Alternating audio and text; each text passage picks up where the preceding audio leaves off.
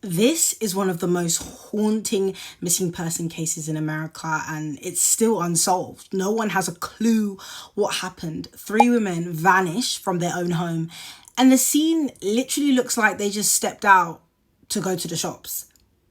Let's get into it. So, it's the early hours of the 7th of June 1992 in Springfield, Missouri. The night before, 19-year-old Susie Streeter and her best friend, 18-year-old Stacy McCall, had been out celebrating their high school graduation. They were, ecstatic. They were happy to start a new chapter in their life. And the plan was to crash at a friend's house, but it was too crowded.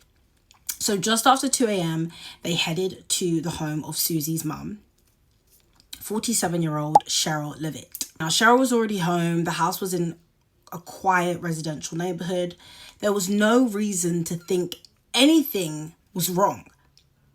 But by the next morning, all 3 women had disappeared. They were gone without a trace. Now, when friends showed up to pick up Susie and Stacy for a lake trip, they found something eerie. The front door was unlocked. The TV and lights were still on. The women's purses, car keys, and cigarettes were all inside, and their cars were still parked outside. Even the family's Yorkshire Terrier, Cinnamon, was inside, wandering around. There was no sign of a break-in, no forced entry, no smashed windows. The only unusual detail was a broken glass lampshade on the porch.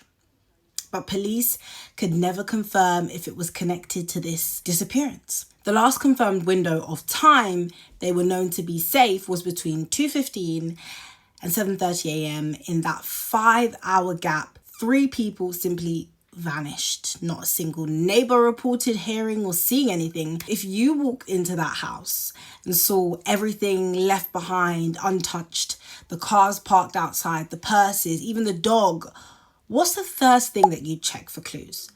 Where would you check for clues? Drop it in the comments, and I really want to know your theories, what you think happened to these people.